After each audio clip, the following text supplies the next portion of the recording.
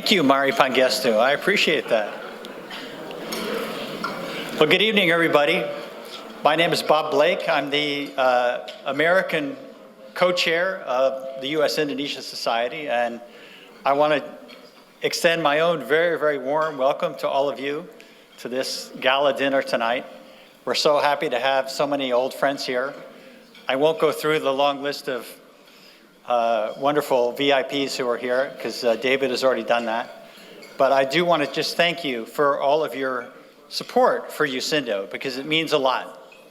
As Ted and David have already described, Indonesia has thrived during this great period of uncertainty for the rest of the world.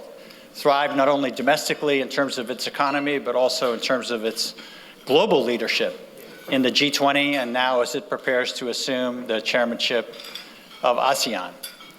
And your support of USINDO means a lot, because not only is Indonesia thriving now, but this is a country that's going to continue to thrive for the next 20 or 30 years. It has a very young population. It's a country that is rapidly diversifying its economy. It has a very fast-growing digital economy and many, many startups. Many people are not aware of the thriving venture capital industry in Indonesia now, and the large number of companies that are valued at $50 million or more that double roughly every 2 years, even through the pandemic and all of the other difficulties.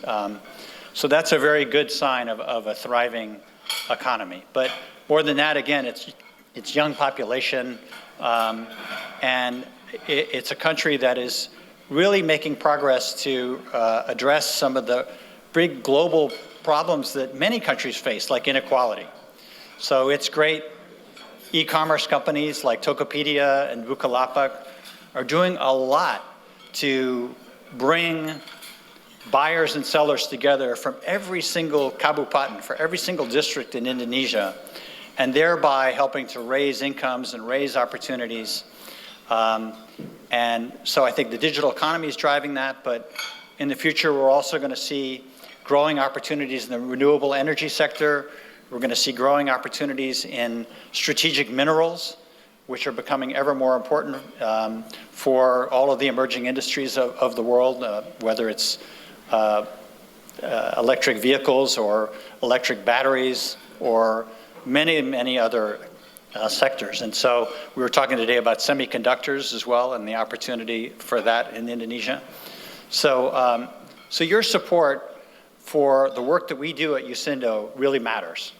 And we mostly focus on the people-to-people ties, which are really the bedrock of any relationship around the world, and are really the bedrock of our relationship as well. So we're doing a lot with education ties, with all kinds of exchanges, and we wouldn't be able to do that with without your support. So I really want to thank you all for that. I have the honor of introducing our guest of honor tonight. People have already talked about some of the wonderful things that he's been able to achieve, but he's been the coordinating minister for economic affairs since 2019, when President Jokowi appointed him. He has the difficult task of coordinating the work of an immense number of ministries in Indonesia, and he's done it with great skill and aplomb. He brings to this task a wealth of different experience, which is really important to his success. He's been a minister himself. He was the Minister of Industry before Pak Agus, so he's got that experience. But he's also been a politician. He's the chairman of Golkar, which is the oldest party, for those of you who don't know, the oldest party in Indonesia and one of the largest, and is going to be quite an important kingmaker in the next presidential elections of 2024. So, and having that political experience is extremely important in Indonesia to help navigate all these complicated political economy issues that have to be dealt with. And I must say Pak Erlangga has done an extremely good job of that. He also has been a successful private businessman, as you've seen in his bio. He started his own fertilizer company, but has been president, director of many, many different companies. So he knows the private sector, he understands the private sector. And last but not least, of course, he's got a tremendous academic background. He got his bachelor's from Gajah Mada University, one of the premier universities of Indonesia. He has a master's from Melbourne University in management, and then he also has an MBA from Monash University. And as many of you know, Monash is one of the first universities that's actually set up shop in Indonesia to establish a campus. So again, another quite an important first in Indonesian-Australian relations, but also for all of us.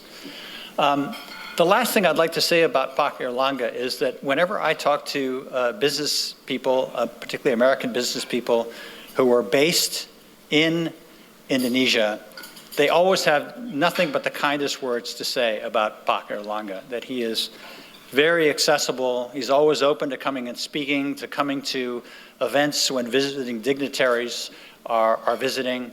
So he's been a tremendous friend of the American business community. So it is with great pleasure that I invite Pak Airlangga to the stage, and I hope you'll join me in extending a very warm welcome to him. Thank you.